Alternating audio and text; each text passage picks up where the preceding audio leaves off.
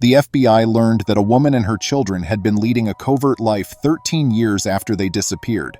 When Eileen Clark decided she had had enough, she took her 3 kids and left the New Mexico house she and her husband John lived on a February day in 1995. Welcome to USA Stories channel. Do not forget to subscribe and activate the bell button to receive all new updates. Now let's go to the story.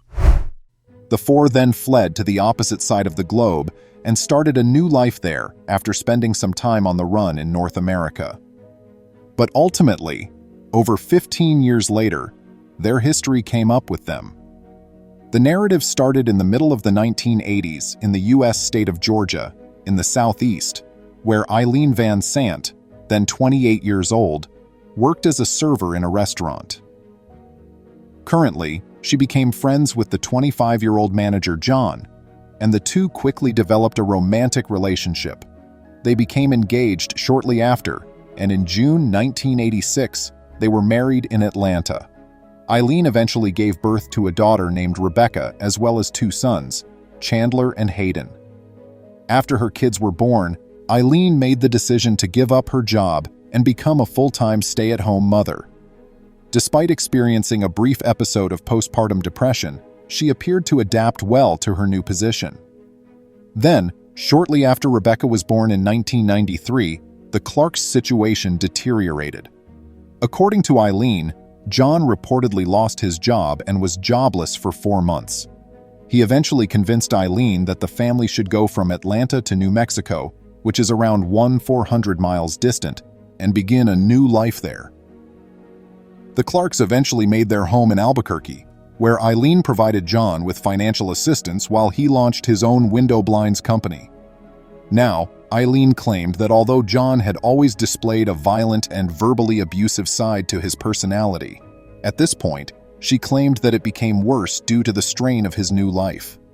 She said that all of a sudden, she was subjected to a barrage of grave threats and harassment. At last, in February 1995, Eileen made the decision that action was warranted. Eileen left the house with the kids after informing John in a letter that she had taken them to an amusement park. Rebecca, Hayden, and Chandler were just 2, 5, and 7 years old at the time. Initially, the 4 took sanctuary with a friend of Eileen's in California, but later on, Eileen insisted that she was afraid for her children's safety and that John had located her in the Golden State. The mother, who seemed terrified, then chose to remove herself off the map. "He kept telling me, 'I know where you are,'" Eileen said in an interview with the UK publication The Sunday Times in 2011.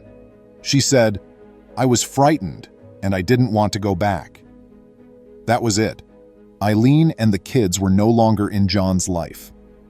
Despite Eileen's insistence that she told the authorities where they were living, she acknowledges that when she wasn't around, John wasn't notified. Furthermore, in June 1995, Eileen was accused of interfering with a person's custody in a New Mexico court. John was completely clueless about the whereabouts of his children for the following 13 years. He kept suing Eileen in American courts because he had nowhere else to turn. The Clark kids were consequently reported missing and placed on the FBI website. Nevertheless, with no leads to follow, John started to entertain the very real idea that he would not see Rebecca, Hayden, or Chandler ever again. Then, in 2008, as John was working, he got a call that would alter everything. It appeared like Eileen and the kids had finally been located by the authorities. But by then, they weren't residing in California or any place else in the United States. Actually, they had moved around 5,000 miles and made a fresh start in the southern English academic city of Oxford. It seems that in 1999, Eileen relocated to the south coast of England's Isle of Wight with the children. Additionally, she married Ron Woolsey, a Canadian, a new spouse. After residing in Scotland and Wales for a while, the desired mother's marriage to John had ended in 1997, and she appeared to have been granted permission to stay in the UK by her new spouse, who was of Scottish descent. The family finally made Oxford their home after that. Eileen started homeschooling Chandler, Hayden, and Rebecca when she got there. Opponents of Eileen, however, think that this was an attempt to hide the kids' identities by not listing their names on official records. The mother insists, however, that she has always schooled her children at home. Actually, according to Eileen, she didn't even know that John was looking for his kids until 2004. At this point, a friend told the mother who was sought that the FBI was circulating her name. Eileen became concerned and called a lawyer, who subsequently told her that the allegations of custodial interference against her had been dismissed. But that was by no means the last part of the tale. Hayden, the middle son, told a physician in 2007 that he had seen his name on an FBI list of missing children online. So the doctor didn't lose any time in telling the British authorities, and presumably it was this information that helped the Americans find the family the next year. Even still, it would be years before John saw any of his children in person, even though he now knew where they were living. Chandler and Hayden sent a letter to the FBI in 2009. The young men, who were now 21 and 19 years old, said they were content with their lives under their mother's care and denied going AWOL. But their appeals went unanswered, and they ended up on the FBI website as endangered adults. Furthermore, Eileen was now facing an additional accusation of international parental kidnapping. The entire weight of the United States government came down on Eileen this time. A new deal that went into effect in 2007 gave the United States more authority to extradite suspected criminals who were living in the United Kingdom. In the political context that followed the attacks on the World Trade Center and the Pentagon in 2001, the pact was positioned as a more expedient and successful means of combating terrorism. However, after being detained in 2010, Eileen was faced with extradition under the same treaty. U.S. prosecutors were requesting that the mother of three return to New Mexico so she could face charges, in part because of the fight on terror. This occurred 13 years after the dissolution of her marriage to John and 2 years after her whereabouts were ascertained. It just didn't seem fair to some people that Eileen had 2 adult children.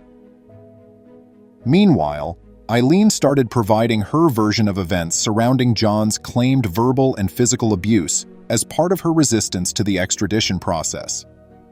She said it was so awful that she had to leave the country out of concern for her life and her children's safety. She told the UK Parliament that John had threatened to have her killed and had been physically abusive to her for a long time.